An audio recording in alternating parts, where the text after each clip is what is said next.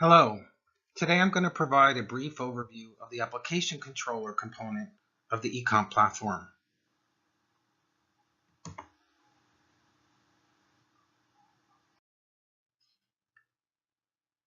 Next-gen carrier networks need to be cloud-based, software-defined, and model-driven in order to deliver the flexibility and cost reduction required at scale. ECOMP, which stands for Enhanced Control, Orchestration, Management, and Policy, is a software-based, model-driven platform for managing these virtualized networks. The ECOMP platform it's essentially middleware that sits between the service and application layer, which faces customers, operations, and service designers, and the underlying cloud infrastructure, which includes the storage, compute, and networking. The ECOMP platform enables rapid service and application innovation without the long lead times associated with recompiling code. It's essentially the network operating system for these forward-looking software-defined networks.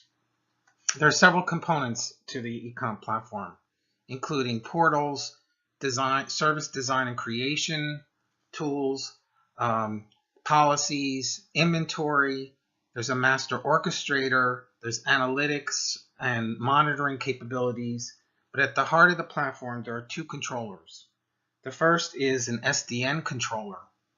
Think of that as primarily doing network control, route calculations, transport type functions, governing basically layer 2 and layer 3 devices. The application controller is the second type of controller. It essentially manages the virtual functions or VNFs at layers 4 and above. Today's presentation will focus on a brief overview of the application controller. I'll provide a high-level overview of its scope. We'll talk a bit about its implementation and the actions that it performs via its well-defined API set. We'll also walk through two examples of use. The application controller basically performs actions that manage the lifecycle of virtual functions, also referred to as VNFs. The application controller abstracts the cloud or VNF interfaces so that repeatable actions can be taken via its comprehensive set of exposed APIs. The application controller exposes these vendor and VNF agnostic mechanisms to service designers and operational support teams. And it enables automation of complex or repetitive tasks. There are three primary roles that the application controller plays. The first is to initialize and configure applications or VNFs during deployment. So for example, after setting up cloud resources and establishing networking in response to an order, the master orchestrator would then instruct the application controller to configure and start a virtual function or a set of virtual functions for a service. The second role that the application controller participates in is in the lifecycle management of these VNF or applications. It enables the automation of management tasks such as stopping, starting, migrating, updating, reconfiguring of these VNFs. The third role that the application controller plays is that it can monitor and correct for failures in individual application components. Think of these functions as related APIs such as health checks, restarting, and rebuilding failed components of a service. Let's talk a little bit about the application controller implementation. Here we have a high-level overview of the implementation of the application controller. As with the SDN controller, the application controller is built also on the Open Daylight or ODL framework. This is a well-documented industry standard framework for managing software-defined networks. There are several significant AT&T customizations that have been made to the Open Daylight framework to implement the application controller. The first is directed graphs. These are essentially nodes strung together in a graphical flow that control the flow of data through the controller. They're essentially the logic that maps the service to the network to the device models. The service logic interpreter is another significant customization of the ODL framework. This is essentially a Java-based engine that processes the directed graphs, essentially executing the logic. So that's at the heart of the application controller, which enables the programmability of the controller in its model-driven actions. So let's take a look at the other interesting interfaces. The first being the northbound interface. At the northbound interface of the application controller, we have an API handler and a dispatcher that essentially recognizes event bus messages, since the platform is essentially event-driven. It also can accept REST calls to invoke the APIs as well. The dispatcher essentially selects from the built-in set of generic directed graphs in order for the application controller to perform the function that's being requested. The northbound interface is coupled with models that are input to its database, and these models provide the context for which the action that's being requested can be performed.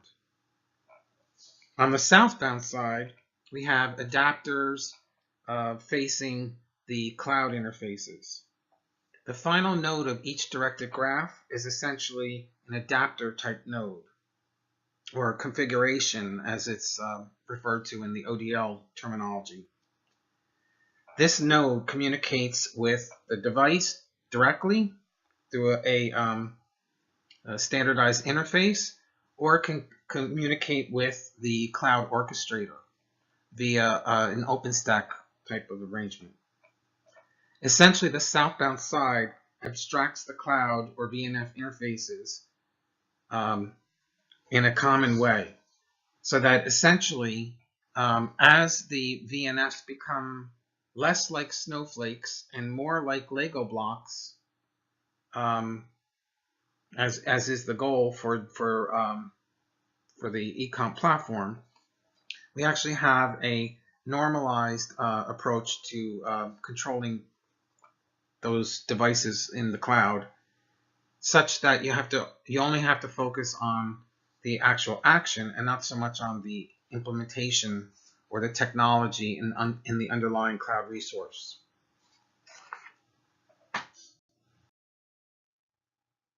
Okay, let's talk a little bit more about the model-driven nature of the actions. The application controller essentially abstracts the cloud and the VNF interfaces, as we just discussed, for executing these repeatable actions. This essentially insulates operations and service realization folks from the underlying VNF technology. This is achieved through models, which are constructed essentially during service design and creation. The models are stored within the application controller database and called upon to essentially put the context to the generic directed graph as it's being executed.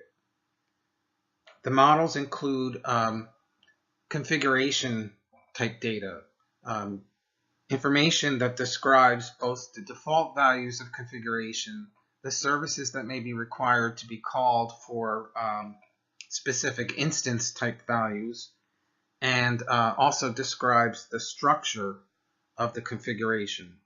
An example would be for VNFs that are netconf compliant, a Yang type model that describes all of the configuration mechanisms and values. The second kind of model includes one that describes the VNF structure and its dependencies. There are simple VNFs that could be hosted on a single VM.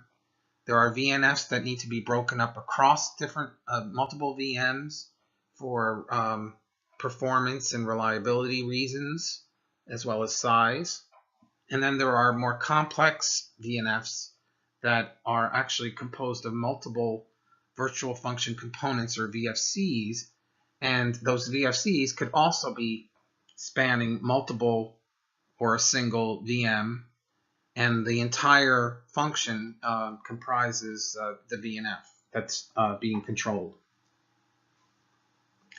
The modeling actually allows us to describe this complexity so that the built-in generic graphs can actually perform their functions without the service designer or operations technicians needing to know the specifics of the VNF implementation. Another observation is that we can also cleverly define the VNF boundary to any arbitrary level of abstraction, and then describe it with the model, and that could be composed of multiple VNFs even, and reduce the management burden by deploying these chunks of deployable units and managing them as a whole. We'll talk more about this a little bit later.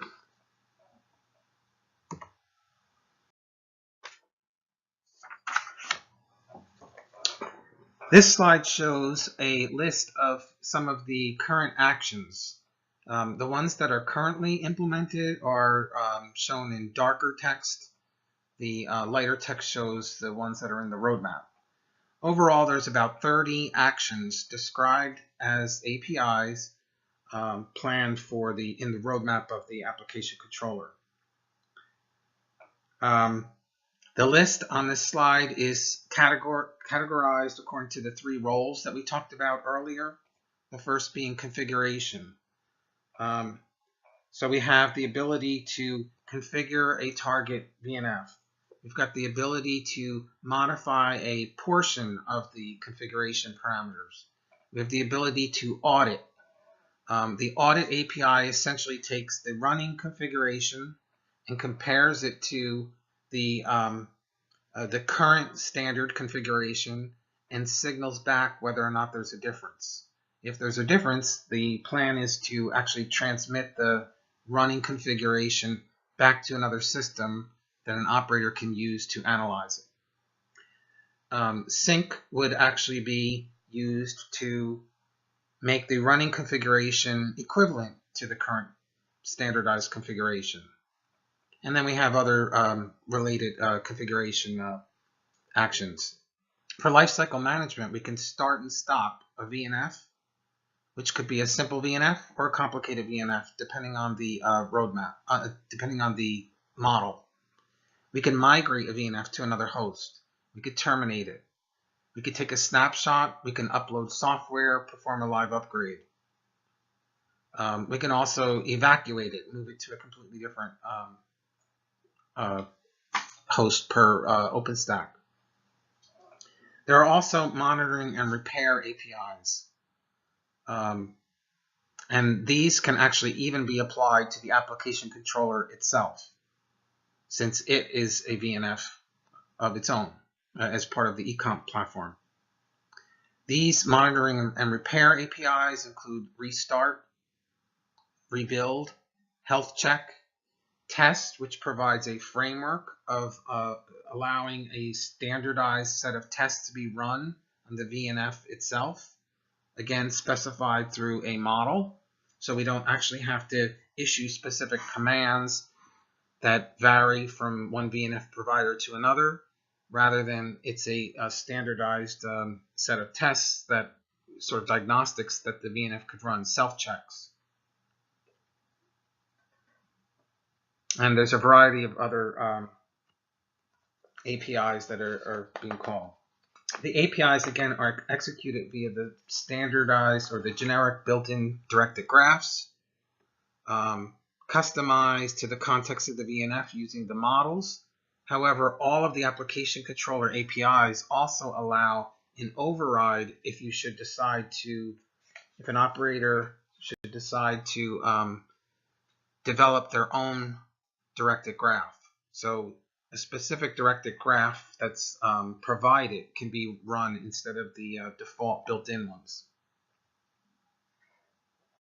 Now let's turn to two examples. The first is the holy grail of SDN and virtualization. It's an example of a closed loop restoration process. In this closed loop, the application controller plays a lifecycle management role via its restart and rebuild APIs. The logic is either described in a closed loop situation via policies, or in a manual type situation via portal application. Essentially, the closed loop goes as follows. We've got telemetry coming from the cloud elements. That's feeding into the ECOMP analytics component, which is analyzing, correlating, identifying signatures for events. When an event occurs, such as a failure event on any one of those VNFs that it's monitoring, it would publish an event to the event bus. The application controller is subscribing to the topics on that event bus, and it would recognize when that event was published, that it was an event for application controller action.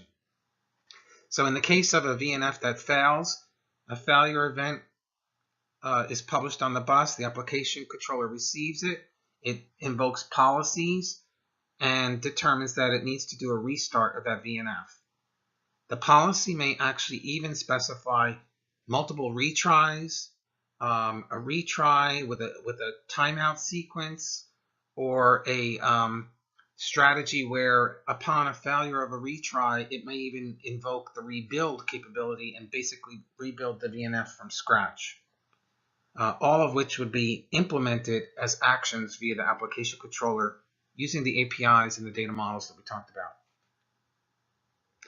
As an alternative, we could have the logic of the control loop, which was previously specified through policy, be implemented in a portal application. Again, this would be outside of ECOMP, designed by an operations team, where they could specify manual checks of a VNF, or when there's a dashboard showing a VNF failure, they could go in and issue a manual restart. They could do that through publishing an event bus event that invokes the application controller API. They can even substitute in a custom graph, as we talked about earlier.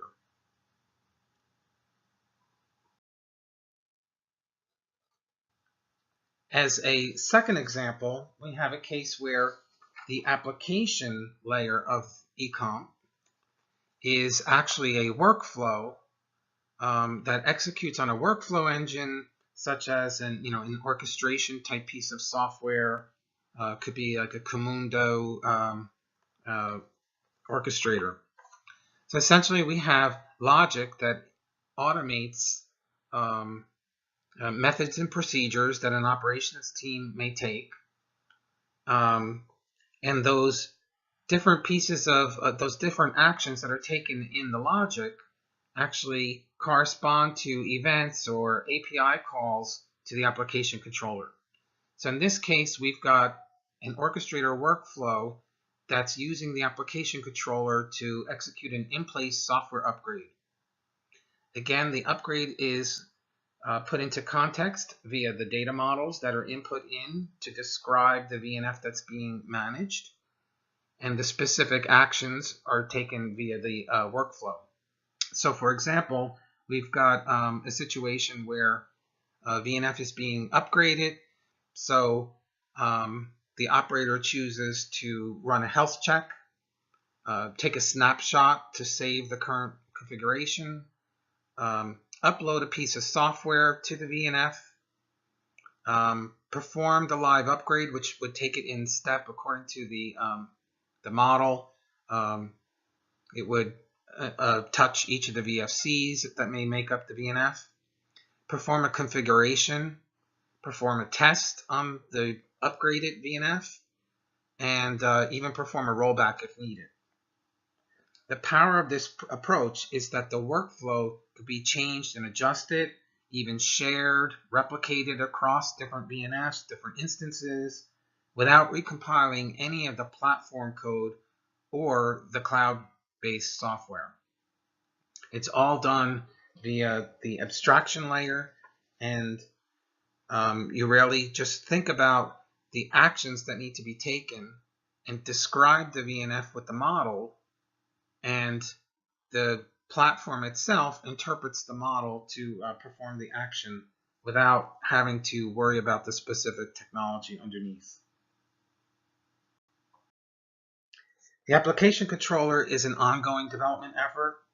Some of the evolutionary areas and themes that are being pursued as user communities are growing include increasing the onboarding efficiency using user-developed workflows. So that gets to the previous example where we had a workflow that's essentially automating an MMP and calling controller actions atomically. We're looking at extending the management functions through extended models. There's work just using Tosca models, Yang models, and standards are rapidly advancing to normalize the VNFs and their interfaces. We're encouraging make-before-break operations. We're essentially, since it's software-defined network, we're encouraging, rather than working on a VNF that has a problem, basically creating a new one, moving the traffic to the new one, and then releasing the resources of the broken one to be used on something else. We're also looking at, I mentioned that the application controller is itself a VNF. Even though it's part of the ECOMP platform, the ECOMP platform has its own controller mechanism to manage its VNF components. And we're looking at actually distributing, dynamically distributing load across multiple application controller instances, essentially distributing the control mechanism. Today it's fairly centralized. And the last area that we're looking at is to enable intelligent auto-scaling of services. So once we have the atomic actions, model-driven actions matured, you can imagine combining those actions to create more intelligent super actions, such as auto-scaling, and as I mentioned earlier, also modularization of the actual item that we're deploying, that we're managing, by defining it in a different set of deployment units, which may span multiple VNFs. So it's an exciting area, and I thank you for watching.